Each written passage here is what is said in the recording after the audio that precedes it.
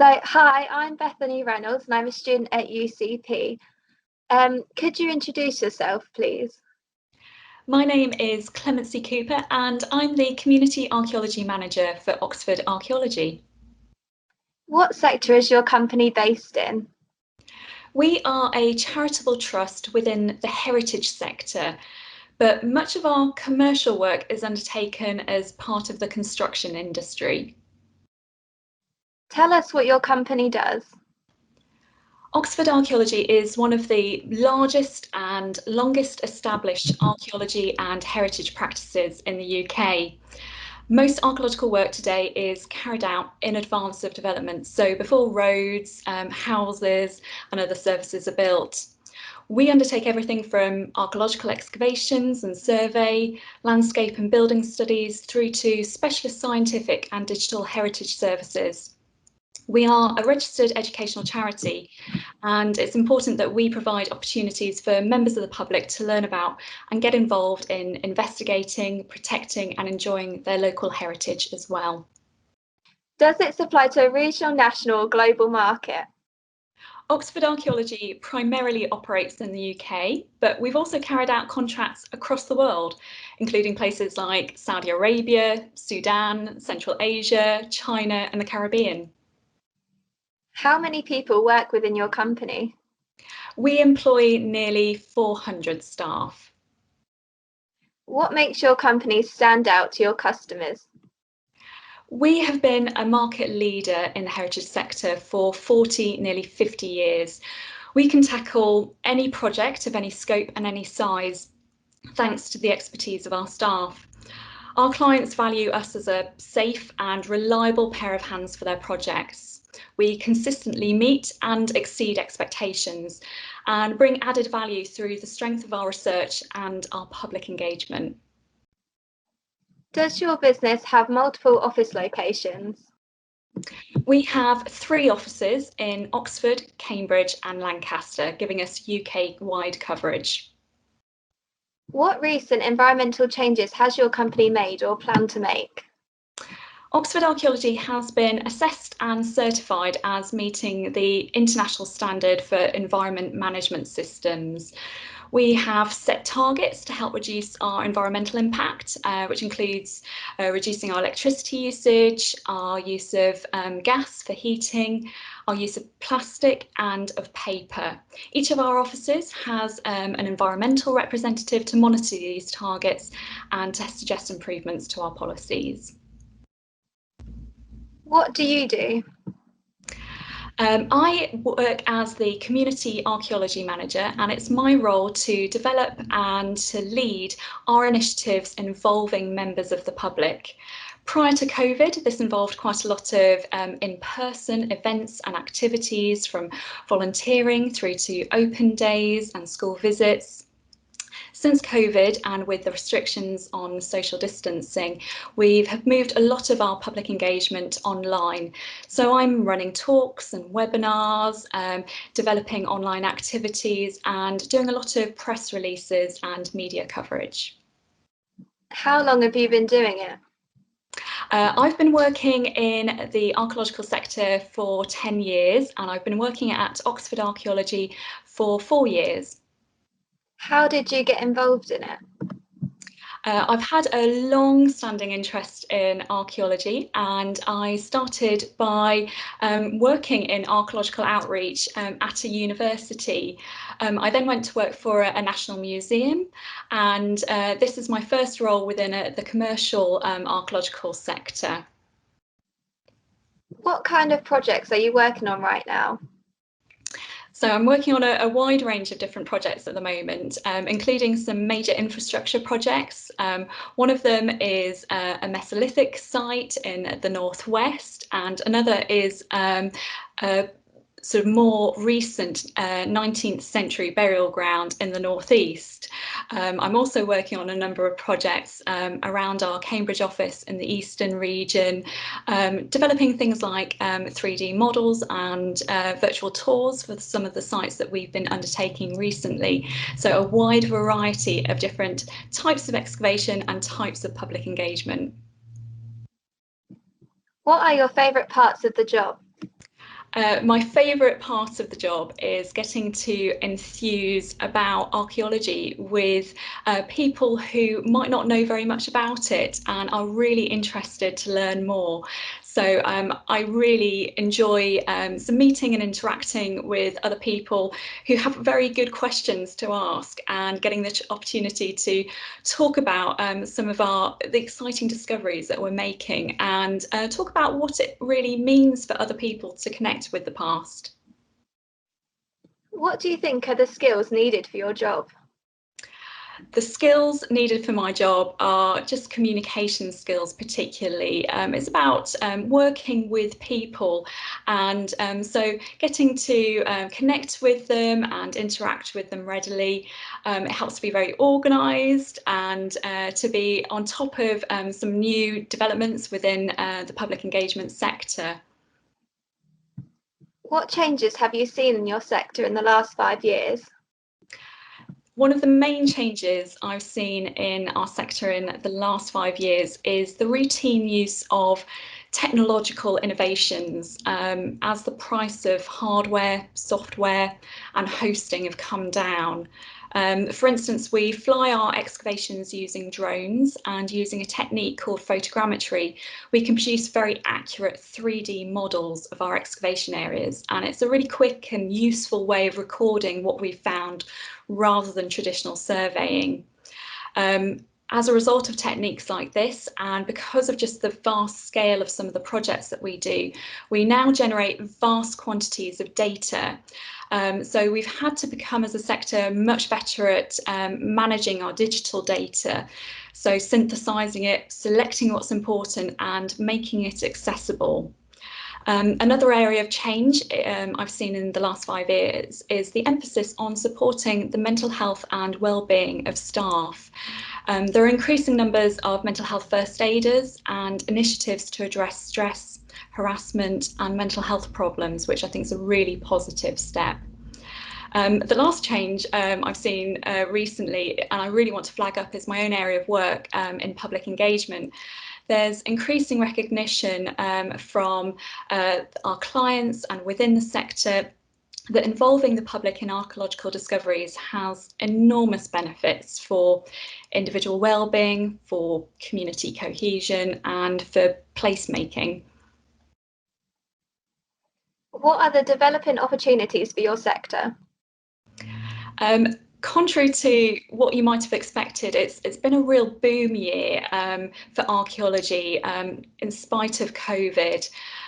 Construction has been a priority industry, and there have been really rigorous health and safety measures in place for us to continue working in a safe manner. So the developing opportunities really in the last year or two has been in infrastructure, with the building of new roads, rail networks, and also green infrastructure, so cabling for offshore wind farms, for solar farms. Within the eastern region, close to our Cambridge office, there are a number of large new developments, including Waterbeach Barracks, North Stowe, Wintringham, Alconbury Weald, just to name a few. And the Oxford to and Cambridge Arc has been identified as an area of significant economic potential. So we'll see a continuing growth in development in this region.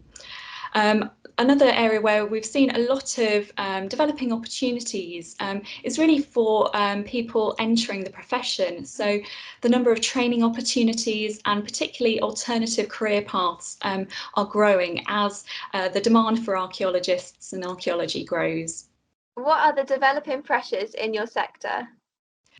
There are widespread concerns about the proposed overhauls to the planning system in England and whether it offers effective protection for the historic environment. We want to ensure that there is provision for archaeology ahead of development, and that there is mitigation of the harm to heritage assets, and that there are opportunities to maximise the public benefit. There are also considerable pressures on capacity to care for archaeological archives. There are museums and local authority stores that lack the storage space and the curatorial resources to accept archives and therefore make them available to researchers and the wider public. I'm pleased to say that actually these issues are widely recognised and being tackled by the heritage sector, by various organisations. So hopefully this is something that we can address in the years to come. What organisations or professional bodies represent your sector? The Chartered Institute for Archaeologists, known as CIFA, is the main professional body representing archaeologists working in the UK. Their role is to promote professional standards and ethics in archaeological practice. There's the Federation of Archaeological Managers and Employers, called FAME, and they're the professional body representing archaeological businesses who provide specialist services to commercial clients and developers. Oxford Archaeology is an accredited organisation with both CIFA and FAME. Prospect is the independent trade union recognised by Oxford Archaeology. The union represents members on matters such as pay and conditions, training, health and safety and career development. What skills does your company value most in its employees and why? As you might expect, for entry-level jobs in archaeology, we look for people with a really keen interest and a baseline knowledge in archaeology. But we're also looking for practical skills in things such as administration and IT. We work on sites all across the country, so a willingness to work away from home and the ability to drive are desirable. We employ a lot of people who have come to archaeology as a second career, and we really value the transferable skills that they bring from other walks of life, such as teamwork, time management, leadership, and good communication. What other roles does your company employ? We have a lot of different departments and specialisms, meaning there are a wide range of opportunities to develop your career at Oxford Archaeology, whether that's as a field archaeologist, starting as a graduate trainee and working your way through to a supervisory level, running excavations, and on to management. In our office-based roles, we have people who do operations and logistics, ensuring that everything is in place for us to conduct our field work, and a lot of people working in the post-excavation analysis. So we have various specialists looking at different types of find, who write reports, who produce graphics for our publications, and archive our results. And then there's also people such as myself working in the community archaeology sector to involve and engage members of the public. What advice do you have for someone wanting to work in your sector? I'd really encourage anyone interested in archaeology to reach out and make contact with somebody about their interests. I've really benefited from the mentorship and advice I've received from people during my career. I'd also say it's really important to keep learning and to keep reading about your subject, looking out for new discoveries, new innovations, and really continuing your personal development throughout your career. Okay, thank you for your time. Could you introduce yourself, please? Yeah, so I'm Phil Hill. I'm an archaeologist with Oxford Archaeology East, and I completed my degree at UCP in 2013. What do you do? So I'm a field archaeologist, and it's a bit difficult to explain really because there are so many facets to the role. I don't just simply dig holes in the ground looking for things. I spend time environmental processing, that's looking for pollen, grains, and things like that. I also spend time cleaning and sorting the finds, so the pottery that we find, assisting with the specialist in dating that so we can date the features that we've just excavated. Similarly, another facet is geomatics, That's GPS total stations and things. So we create a 3D image of the field that we've just excavated. We have GIS mapping processes that we also contribute to from that as part of that process. And I've actually had pieces published through Oxford Archaeology where I've contributed to the final report. So it is a multifaceted job really that I do. It's not simply digging holes in the ground. How long have you been doing it? So I've only been an archaeologist for a little over a year.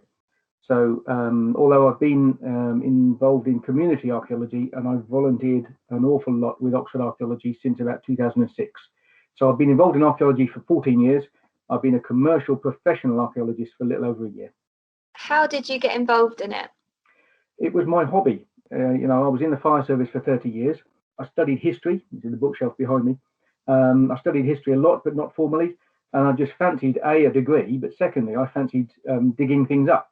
My primary aim at the time was to get involved in First World War trenches. I'd seen some documentaries where they were repatriating war dead. And I just thought it was such a nice thing to do. I'd like to get involved. So I contacted several companies and basically went on a field school to learn how to do it correctly. And I found myself involved in an archaeological dig on an Anglo-Saxon site. And if I'm honest, I didn't know who the Anglo-Saxons were. So and I've never looked back since. It was that touch with people of the past, eking out a living against the environment, Viking raiders, all that kind of stuff. On my first dig, I found a brooch and a belt buckle, and that tangible link with the past. The last person to touch it before me died 1,300 years ago, and it just felt nice. So I've never been anywhere near a military dig yet because I'm too busy digging up dead Romans and things like that. So it's great. What kind of projects are you working on right now? So currently I'm working on a major infrastructure project, which is the high-speed 2 rail link. So I'm working down near Milton Keynes at the moment. I've been there for 6 weeks already. And the project is, it's required by the planning regulation in this country. So basically the National Planning Policy Framework is the legislation which covers planning permission in this country. And anybody who wants to develop something is required to submit an archaeological investigation. For most people, if you want to put a new garage on the side of your house or conservatory, it's very small and punchy, very and easily achieved locally. But the national infrastructure projects, I mean, I'm on a site with 60 plus archaeologists, plus all the specialist teams associated with that. And it's a huge, great site. Yeah, we've got a Roman settlement at one end and a deserted medieval village at the other. So it's a big age range and phasing too. So yeah, infrastructure projects are big. And the compounds are big too. Lots of cabins, lots of, you've seen those kind of things alongside motorways and things. What are your favourite parts of the job? The thrill of discovery, it has to be. The moment you put your trowel in the ground and you turn up a piece of pottery. Okay, how many pieces of pottery have I found in the last 12 months? Well, probably several thousand. But some of them are really, really interesting. They're so good. They even have the maker's name inscribed on the bottom, some of the Roman stuff. So, and the experts will be able to tell you exactly what village in France it came from, and exactly the date it was built. We know that some potters were working, for instance, from only 70 AD to 75 AD. So you can date the whole thing specifically by that one piece of pottery. Skeletons are always good. They're always exciting. But even finding nothing, it doesn't matter, because whilst we may not find any artifacts, the evidence we're providing is completing the story. What was built first? What was built last? How did it fill in? Was it maintained for 1,000 years before finally going out of use? All that kind of stuff can all be established simply from the colours of the dirt that we're digging through and stuff. So yeah, it doesn't matter if whether I'm finding things or not, we are providing information. So yeah, it's nice. I work with a great bunch of people. We're all like-minded. There must be many jobs in this country where you're working with people who are there just because it's their job. Well, archaeology is vocational. Nobody drifts into it by mistake. Okay. Everybody who is there has done what I've done. They've done a degree in archaeology or anthropology or something like that. And so conversations around the tea table are all like-minded individuals and stuff, and often intellectually very challenging. So it's all good. What do you think are the skills that are needed for your job? So archaeology, as I've said, is multifaceted. It's a broad spectrum of people working in archaeology too. So it's not necessarily simply physical fitness, although the ability to be able to squat down on the ground with a towel in your hands is useful. It's a difficult one, really. Everybody that I work with has a degree in archaeology. Whether some of them had any practical experience before they arrived on site. In fact, I've worked with people whose degree in archaeology from some of the, shall we say, more prestigious universities, they've never yet done a field school. So they turn up and they have no idea how to dig a hole in the ground. So the job caters for all of those people. They join the graduate trainee program and then are taught how to dig a hole in the ground properly. The vast majority of us have actually got lots of experience in digging a hole in the ground before we start with the company. We've done lots of community excavations or university excavations. So most of us are already trained to that level. Physical fitness is useful, but I've worked with people with all manner of disabilities too. And because it's so multifaceted, there's a job for everybody in archaeology, whether it is digging a hole in the ground or whether it's working in one of the labs or the post-ex work, the post-excavation stuff, the publishing side of it. There's a job for everybody. So it's difficult to tie down exactly what specific skills make it useful. How do you network? I've already discussed on site. I'm working on a site at the moment. Like I said, it's in Buckinghamshire. The company I work for is not the primary contractor. That's Cotswold Archaeology, who are working directly for HS2, who is the developer. So I'm now working with archaeologists from 3 different companies, and I'm having a tea break each day with different people from different companies. So it's natural. The networking is natural. And the moment you start digging a hole in the ground, okay, I might be 100 meters from my nearest colleague, but sooner or later there'll be 4 or 5 of us in the same big hole in the ground. And again, that kind of that shared experience, automatically you have a networking this forms basically. But on top of that, I'm a member of the trade union for archaeologists called Prospect, and we have active Zoom meetings. I mean, we used to have proper meetings, but now we have Zoom meetings regularly, once a month. Our well-being team at Oxford Archaeology, tonight, for instance, we've got an online quiz through Zoom. And before that, an hour before that, we're having an informal get-together, and people sort of share a beer from our own home with the rest of the archaeologists who are all going to take part in the quiz. And then on top of that, the professional body, the Chartered Institute for Field Archaeologists.